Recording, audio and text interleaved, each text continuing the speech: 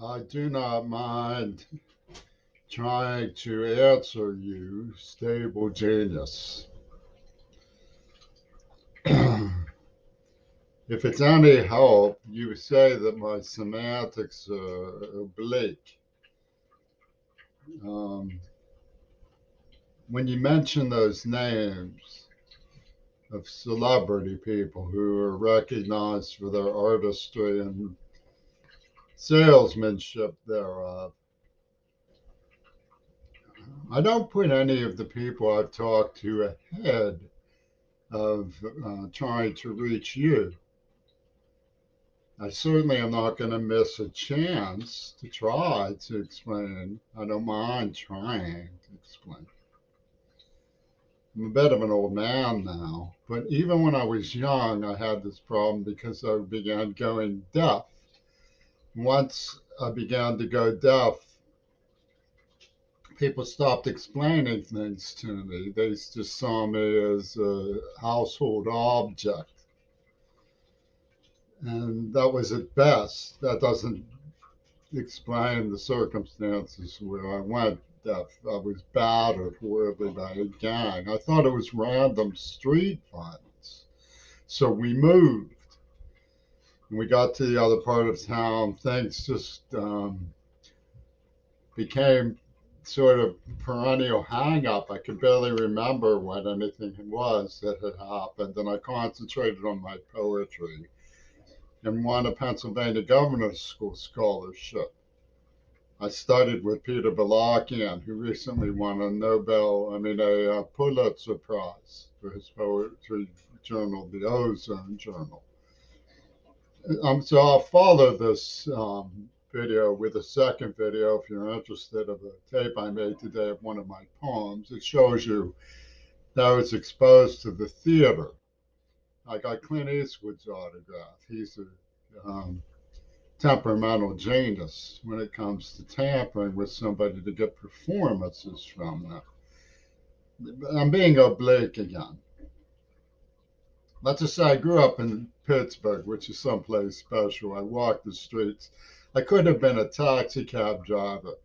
I could hang a right down an alley and come out and know that it was going to be the right place on a one-way street to get across a shortcut through a neighborhood that police wouldn't go through. They were so frightened of it, but it was hometown familiar to me.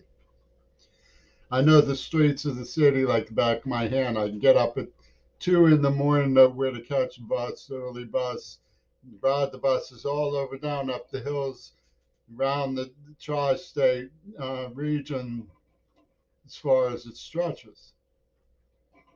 The bus system as far as it stretches. Go down the Monongahela, the Allegheny, up the inclines, Ohio River Boulevard, up into Penn Hills. I get to Mount Lebanon by bus. I get to scour the injury zone in the course of a day, get home late in the afternoon, go out dancing at night. I was a busy person. I had a lot of fun in that joint, even though I was frightened a lot of the time. I saw other people like me.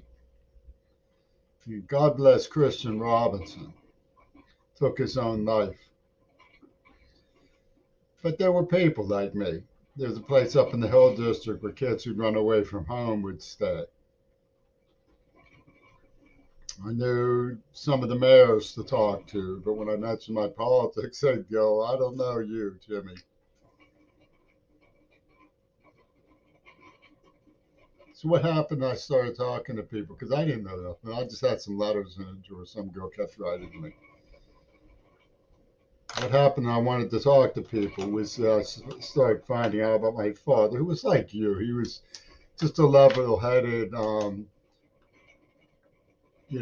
conscientious American statehood um, patriot who did his homework and served and and rose in academics to be a chair of a department.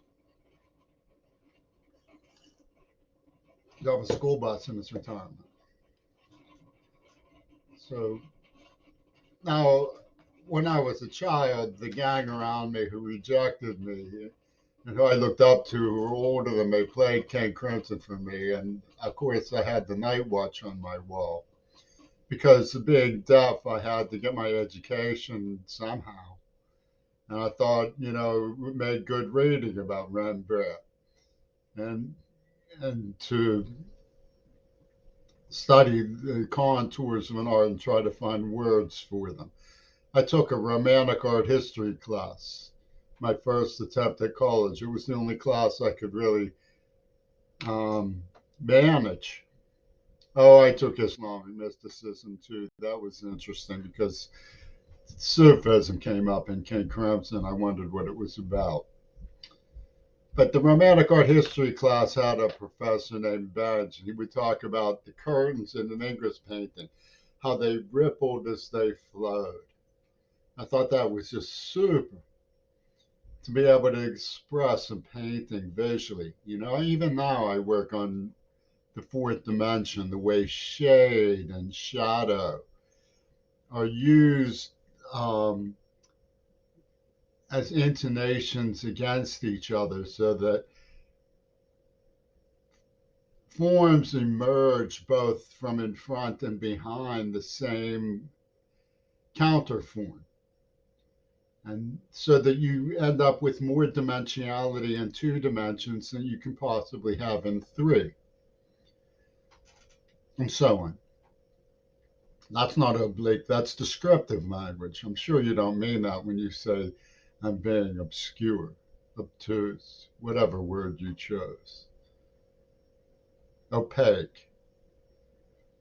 It's not translucent, it's crystal clear descriptive language. I admire that about the tone painting of King Crimson's Night Watch, placing it in history. I thought it was just super that they would do something like that. I had a professor. I used to admire. People say I was obsessed with girls, to go to bed with them. Sure, I like second base excitement, but the girl was so talented. I mean, I was it was like hands off this girl. She was just absolutely brilliant, and she had such concentration that she was beautiful. Don't get me wrong. And people would say, he seems to admire her. One day, somebody came up to me and said, that girl you really admire. I was like, yeah. She was in tears. I was, how come? Because the guru of the school, Roger Anlick, a senior faculty who had taught Andy Warhol, had criticized her work. I was like, so I didn't know him, but I knew who he was. I saw him in the lunchroom and I put myself across from him until he noticed my glaring at him and he said, what is it, young man? I said, I have to understand why you criticized Chris Wazzle to tears. He looked at me for 1 minute like I was everything that was wrong in his world. And then his expression softened. He said, I didn't understand that at all. I like that girl's work. What are these students paying me for? I sigh and walk past them and they breathe a sigh of relief. They're the ones who should burst into tears. I got lost in her work. He said, no, you don't understand this. The more involved the criticism, the higher the compliment. Not really registered with me. I'm not saying there's no such thing as destructive criticism. Criticism has come at me because of King Crimson and from King Crimson. It's been very destructive. But don't call it obsession. When I hitchhiked from Pittsburgh to St. Louis just to hear Robert Fripp play, that's the only reason. I didn't make a commotion. I didn't make any remonstrances. I visited my grandparents too. It was just because somebody had given me the wrong time and day in Pittsburgh, and I'd missed the show, and I wasn't about to miss the Human Contact show of Robert Fripp and King Crimson, period. So I hitchhiked from Pittsburgh to St. Louis. It was not obsession. It was a critique. It showed the principle of a compliment. I admired his work. Okay. But I also had a mystery. I had been beaten half to death, and I had thought it was random violence. We moved to get away from it. And slowly I began to realize that it might have had something to do. My father had a book dedicated to Martin Luther King. It's called Humanizing the School. It came out in 1968. And my name is in that book in the dedications because he loved his kids.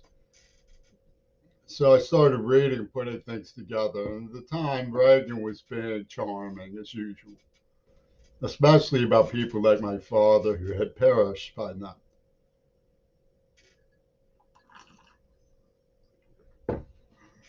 So I was working in a medical library and saw the horrible pictures of free medicine aides, white men in San Francisco, cadavers. My heart went out to them. I was horrified. And I'd go to the lunchroom and I'd hear these stupid people from Washington saying these typical stupid things.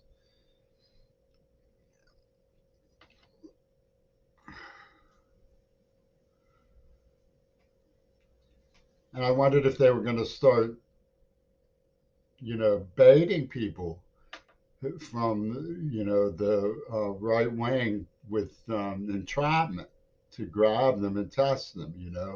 It seemed to me that a lot of people were saying, well, we have to do that. It's responsible because, like there was in the heat of the night episode with a guy who had to be tracked down because he's deliberately spreading AIDS, right? I'm not talking about that kind of thing. There was, I'm talking about deliberately entrapping people in order to make a show of isolating and quarantining people by a madhouse of people who were behind AIDS. I thought they're going to put out a Venus flytrap. This is what I thought. I didn't announce it. I thought it very quietly because there's this brutality going on. Bob Geldof called it the new brutality, the era of the new brutality. And I got a call from this dude who was in Fritz Pretzel. He was in the Gurdjieff Northern Forest group. His name was Will Zell. I knew him at Temple when I was studying with that girl and with Roger Annick. We done well with Bench, the man from the romantic art history class. And Northern Forest had a guy named Walter, who I met when Fripp wrote to me and invited me to the Crafty Guitar Seminar, non-musician weekend in West Virginia. And so Northern Forest had an ambassador between Claymont, named Walter, and Will Zell was in Northern Forest, which is in Allentown, Pennsylvania. He was up on Mount Desert on it. He says, "You want to come up here?" And I was like, "Okay." I had about $6 in a toothache after I bought the Greyhound ticket, but I get at the Bangor, Maine, 4 in the morning. And I found this place called the Society for Human Ecology. And this girl had needle tracks and a tattoo of the Grim Reaper pointing in her inner thigh. I said, this is exactly what I thought they were going to be doing. And then I saw the reference to Death Seed on that Nightmarish King Crimson album. And the kid who played it for me when I was 9 years old. My mother says it gets muddied up in my head. He was a neurosurgeon. Poison and paranoia is poison door. And they're writing things about pigment and figment. And the dialectic is established at the outset. He's a neurologist. He's in neurobehavior research. He plays King Crimson for me. Neurosurgeon scream for more. And it's at this place called Pitt. And I remember this kid saying to me, what would you think of a scheme to transform the human race by injecting the blood when I knew him in college? Here he's running this Venus flytrap operation. So my intuition was absolutely right, but I had to be able to prove it. So I stuck with what they were doing as though I didn't know what was going on. I said, what was that you said to me in college? He sends me his postcard surrounding my name with positive and negative signs. It says injecting people the photo of Goebbels, glamorizing Goebbels. all may be chance. I'm part of a deliberate community hostile to chance, blah, blah, blah, blah, blah. And he sent me this letter about this girl named Leslie, who's a furniture he wants to obsess over, which I gave to the Wilkinsburg police across the street from where Leslie's friend John Schulman and his gang ran the school bus. I mean, ran the van that raced around the school bus, which is the reason why I left Pittsburgh and went homeless for 2 years, because they said I was the driver. I was a furious passenger who quit the job over the incident. Schulman was arrested on a $6 million museum heist. And I was talking to Amanda Harcourt, an attorney for Pino Gabriel and Yoko Ono, who was writing to me because I knew Fripp. They were doing these little word games, and they start putting scabies in my clothes and writing alibis for this kid from the Gurdjieff group in Northern Forest on Mount Desert, calling it an experience park. They burned down this Jackson Immunogenetic Laboratory. So I write to Martha Gellhorn. I end up going with this strawberry blonde girl to Montana.